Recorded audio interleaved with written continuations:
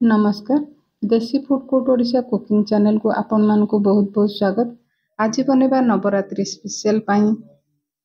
सिमेई और सागुर खीरी जोटा कि आपण माने चावल खीरी रे बहुत समय देबा पड़िबो किंतु आपण 10 मिनिट रे टेस्टी सागु और सिमेई रो खीरी बने पारिबे ताहा भी बहुत ही कम खीर रे। तो एई नवरात्रि रे किछि नुआ स्पेशल खीरी बनेउ चाहछंती तो रेसिपीटा पूरा देखंतु। तो ये नहीं बड़ दाना वाला सागु जोटा कि अधा कप नहीं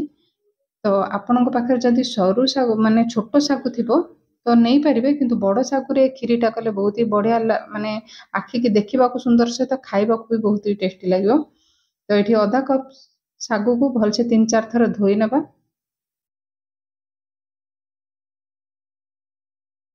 तार पानी बाहर करके पूरा देखिपे पानी सब बाहर करने आ जो कप्रे जो कौन जगार आप सागु नहीं थे तार अधा पानी देवे तो सागुटारे आउ एक्सट्रा पानी रही आ सागुटा भी भलसे फुलीज आपको आम कौन ना 20 कि 20 ରୁ 30 मिनिट छाड़ीदेवा सागुटा फुलवाई। तो मुझे आपन को देखा 20 मिनिट पर सागुटारे देखु पानी किछि नहीं पूरा माने जेतिकी आपण पानी देइचंती पूरा सागु भलसे फुली जाए अल्प किछि भी पानी सागु देहरे नहीं तो खीरी कला बहुत ही भल हम खीरी रे। तो तलू आपण मानक देखो पानी जमारू नहीं तो सागु को रखा साइड रे एठू नेबा गोटे करेई रे मुझे गोटे चमच बड़ चमच गुआ घी तो खीरीटा गुआ घी कले बास्ना भी भल दब आउ ड्राई फ्रुट्स आप जेकोसी ड्राई फ्रुट्स आपको पसंद आप नहीं पारे मुझे नहीं किसी काजू आलमंड को देखिपे मुझे लंबा लंबा काटिकी नहीं तो खीरी मानक कंचा पकेबा अपेक्षा आप भाजिकी पकातु देखिए खाइला बहुत ही टेस्टी लगे आप जेकोसी ड्राई फ्रुट्स खाइला अल्प भाजी है मुझे किसी किसमिश आड करदे जोटा कि जल्दी भाजी हो तो ये भाजी होगा सबको आम बाहर करने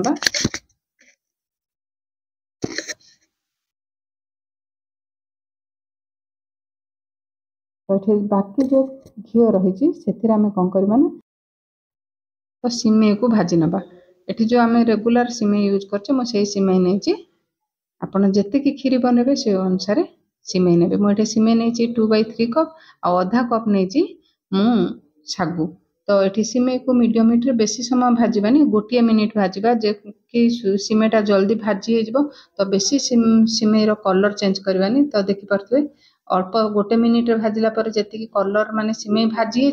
कलर चेंज है तापर सागु सहित भी आमको सिमेई भाजबार अच्छी तो ये जो सागु आम भिजेकी रखी तो सागु को ये पकई नबा किंतु जदि आपण जदि सागुरे पानी थाई कि जदि आपण भाजी थांते तो सागुटा भलसे भाजी पार न माने टिके पानिया पानिया लगी था तो पानीटा मापरे देबे तो सागु सहित सिमेई को 1 मिनिट भलसे भाजी नेबा आ देखि पारथुवे सागुदाना माने पूरा धड़ा धड़ा मोती भलिया दुची एमती जदि आपण पानी न थाई कि भाजीबे तो सागुटा बड़ दाना यूज कले खीरी रे एई टाइप रो दिसबो खाइबाकू भी बहुत ही बढ़िया लागबो। एठी नहीं मु आधा लिटर क्षीर जोटा कि आपण बहड़िया क्षीर नेबे तो खीरीटा भल लगिबो तो आधा लिटर क्षीर रे आपण पूरा खीरीटा आपण जेमती मिल्क मेड व्यवहार करछन से टाइप रो खीरी बनिबो। तो ये सिमेई जो आउ सागु पकई आम भलसे फुटवा को देबा तो आपण एमती खीरी 10 मिनिट रे बने कि आपणकर रेडी हो तो ये 2 ରୁ 3 मिनिट फुटिला पर मु आपन को देखौची आ साइड रे जति मलई लगी साइड माने टिके लुहा खड़िकार साइड करके आम खीरी देहरे मिसेबा ना साइड जाक पूरा मोटा है लगे क्षीर देहरे मिसेले खीरीटा बहलिया हम तो ये फुटिला पर अल्प पिंचटे लुण देबा तो ये नहीं मु 4-5टा गुजराती की तार चोपा बाहर करके छेचिकी नहीं आपन जदि किना यूज करचंदी तो एते भल स्मेल दबनी किंतु आपन जदि गोटा गुजराती की छेचिकी नौचंदी मंजी की बास्नाटा बहुत ही बढ़िया भल भल दब तो साइड रे जति सब मलई लगी पोछिक आम खीरी रे मिसेबा खीरीटा बहलिया लगे तो ये देखि पारथुवे हमर सागु आ सिमेई भलसे सिझी गलानी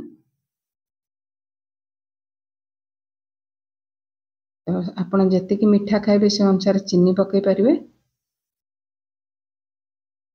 आपन जदि अधिका टिके मीठा दरकार चीनी टिके अधिका पकई पारिबे जदि कम मीठा दरकार चीनी टिके कमई पारिबे। तो चीनी पकेला परे खीरीटा टिके पतला हो जेहेतु चीनी तार पानी छाड़ आउ 2 मिनिट भलसे आम फुटे ना चीनी पकेला परे। तो देखिए सिमेई भलसे सीझी गला आ ठंडा होला पर पूरा माने सिमेई आ सागु भलसे फुली जीवो। तो मुझे नहीं 1 चमच भानिला कस्टर्ड। तो यहाँ आम जेहेतु आम मिल्क मेड कौन जिन यूज करने तो कलर सहित बास्ना भल दबा खीरीटा बहुत बहलिया लगे। तो बेसी देवेनि 1 चमच मुझे क्षीर द्वारा गोली आप चाहिए खाली पानी रे भी मिसेकी पकई पारे।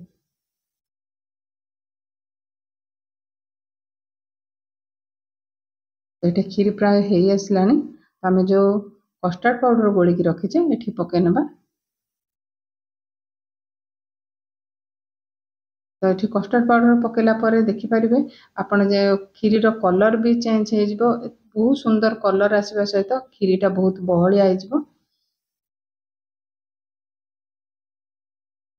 तो आपण ठंडा करके भी आपण खाई पारे बहुत ही टेस्टी बनी थिला। तो रेसिपीटा आपण मैंने कौटू देखुं आउ रेसिपीटा केमती लगे निश्चिंत कमेंट करी कहे। आउ जदि वीडियोटी भल लगे तो वीडियो गोटे लाइक करने चैनल नुआ थे चैनल को सब्सक्राइब करने फेसबुक पेज रे देखुले निश्चिंत फॉलो करने। तो ये आम खीरी हो गलानी गैस बंद करना आम जो भाजिक रखी ड्राई फ्रूट से पकई नवा। तो ये दशहरा निश्चिंत एमती खीरी बनातु। तो आपणकर खीर केमी बनी निश्चिंत कमेंट करी कहे।